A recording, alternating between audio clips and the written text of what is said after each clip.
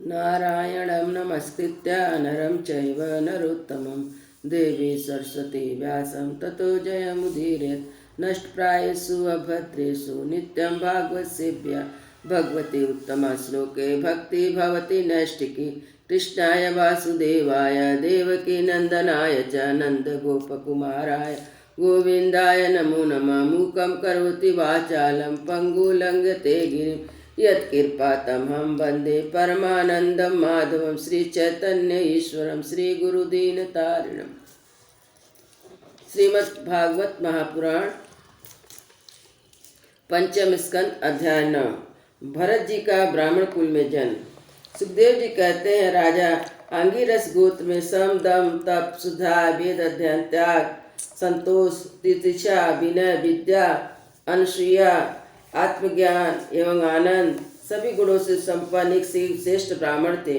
उनकी बड़ी स्त्री से उन्हीं के समान विद्या शील आचार रूप उदारता आदि गुणों वाले 9 पुत्र उत्पन्न हुए और छोटी पत्नी से एक ही पुत्र और एक कन्या का जन्म हुआ। इनमें जो पुरुष था वह परम भागवत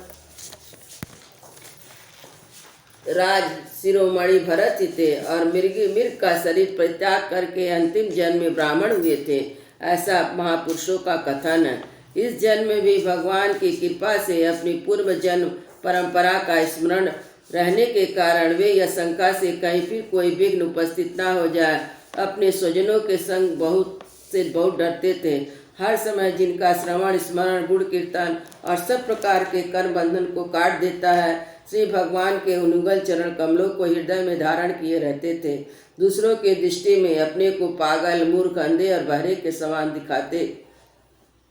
पिता तो उनसे वैसे ही स्नेह था, इसलिए ब्राह्मण देवता अपने पागल पुत्र को भी शास्त्रानुसार समावर्तन प्रयाण विवाह से पूर्व के सभी संस्कार करने के विचार से उनका उपनयन संस्कार किया। यदि वह चाहते नहीं थे तो भी पिता का कर्तव्य पुत्र को शिक्षा दे। इस शास्त्र विधि के अनुसार उन्होंने उन्हें शौच आचमन आदि आवश्यक कर्मों की शिक्षा दी, किंतु भरत जी तो पिता के समान ही उनके उपदेशों के विरुद्ध आचरण करने लगते। पिता चाहते थे कि वर्षा काल में इसे वेद अध्ययन आरंभ करा दो, किंतु बसंत और ग्रीष्म ऋतु चैत वैशाख जेठ और आषाढ़ 4 महीनों तक पढ़ाते रहने पर भी वे बहरित तथा शिरोमंत्र प्रणव के सहित त्रिपदा गायत्री भी अच्छी तरह याद ना कर सके।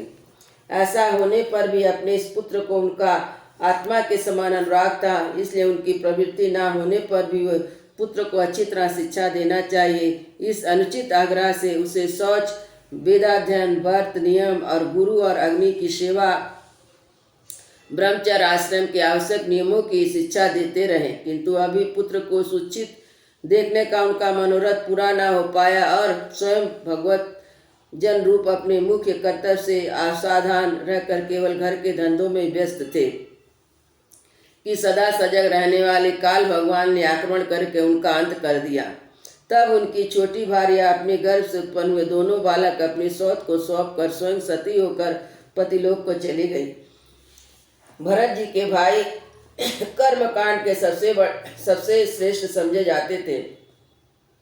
वे ब्रह्म ज्ञान रूपी परा विद्या से सर्वदा अन्वित थे, इसलिए उन्होंने भरत जी का प्रभाव ज्ञात नहीं था। वे उन्हें निरामूर्ख समझते थे। अतः पिता के परलोक सिधारने पर उन्होंने पढ़ाने लिखाने का आग्रह छोड़ दिया। भरत जी को मान अपमान का कोई विचार न था। वो साधारण नर पशु उन्हें पागल मूर्ख अथवा बहरा कहकर पुकारते तो भी उसी के अनुसार भाषण करने लगते। कोई भी उनसे कुछ भी काम कराना चाहते तो उनकी इच्छा के अनुसार कर देते। बेगार के रूप में, मजदूरी के रूप में मांगने पर अथवा बिना मांगे जो भी थोड़ा बहुत अच्छा बुरा अन्न मिल जाता उसी को जीभ पर जरा सा स्वाद ना देखते हुए खा लेते।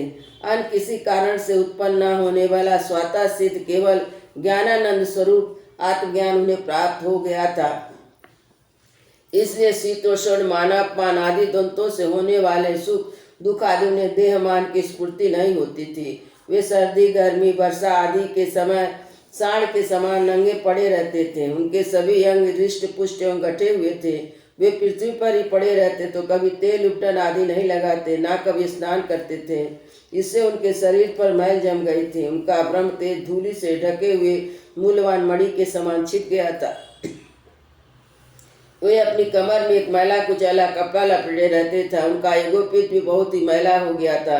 इसलिए अज्ञानी जनतिया तो कोई दूज है, कोई अधम ब्राह्मण है, ऐसा कहकर उनका तिरस्कार कर दिया करते थे, किंतु उनका कोई विचार न करके वो स्वच्छंद विचरते थे।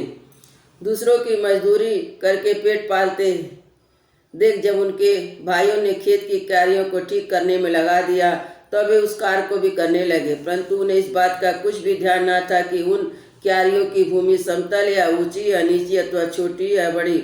उनके भाई उन्हें चावल की कन्नी, खली, भूसी, भुने हुए उड़द अथवा बर्तनों में लगी हुई जले अन्न की खुरचन आदि जो भी देते, उसी को अमृत के समान खा लेते थे। किसी समय डाकुओं के सरदार ने, जिसके सामंत शूद्र जाति के थे, पुत्र की कामना से भद्रकाली को मनुष्य की बलि देने का संकल्प किया। उसने जो पुरुष पशु बलि देने के लिए पकड़ मंगाया, वह 10 वर्ष के फंदे से निकल कर भाग गया। उसे ढूंढने के लिए उसके सेवक चारों ओर दौड़े, किंतु आधी रात के समय कहीं उसका पता न लगा। इसी समय दैवश अकस्मात उनकी दृष्टि अंगिरस गोत्रीय ब्राह्मण कुमार पर पड़ी, जो वीरासन से बैठे हुए मृग आदि जीवों से खेती की रखवाली कर रहे थे।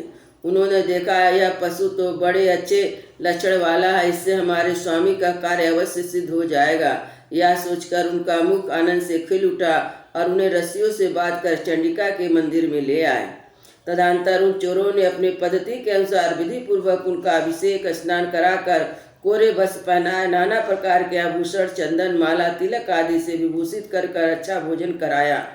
फिर धूप, दीप, माला, खील, पत्ते, अंकुर और फल आदि उपहार सामग्री सहित बलिदान की विधि से गान, स्तु, मृदंग, ढोल आदि का महान शब्द करते उस पुरुष पशु को भद्रकाली के सामने नीचा सिर करा के बैठा दिया। इसके पश्चात दस्युराज ने पुरोहित बने हुए लुटेरे ने उस नर पशु के रुधिर से देवी को तृप्त करने के लिए देवी मंत्रों से अभिमंत्री के तीक्ष्ण खड्ग उठाया। चोर स्वभाव से रजोगुणी तमोगुणी थे। धन के मद से उनका चित्त और भी उन्मत्त हो गया था।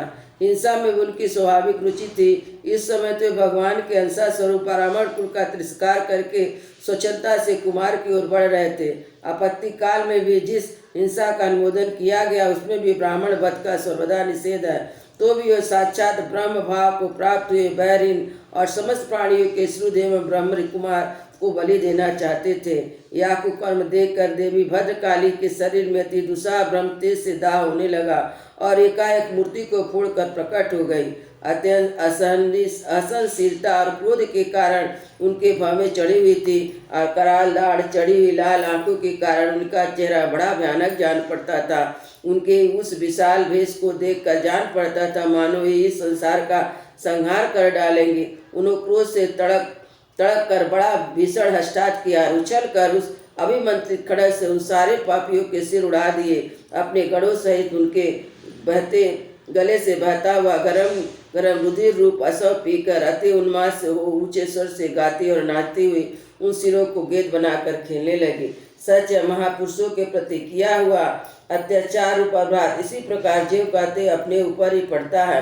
परीक्षित, उनकी देह मान रूपी श्रुद ग्रंथि छूट गई और समस्त प्राणियों के शुद्ध आत्मा तथा बैरहीन साक्षात भगवान भद्रकाली आदि भिन्न भिन्न रूप धारण करके अपने कभी न चूकने वाले काल चक्र रूप से शस्त्र जिनकी रक्षा करते हैं, जिन्होंने भगवान के निर्भय चरण कमलों का आश्रय ले रखा है, उन भगवत भक्त परमहंसों के लिए अपना सिर कटने का अवसर आने पर किसी प्रकार का व्याकुल न होना यह कोई बड़े आश्चर्य की बात नहीं है।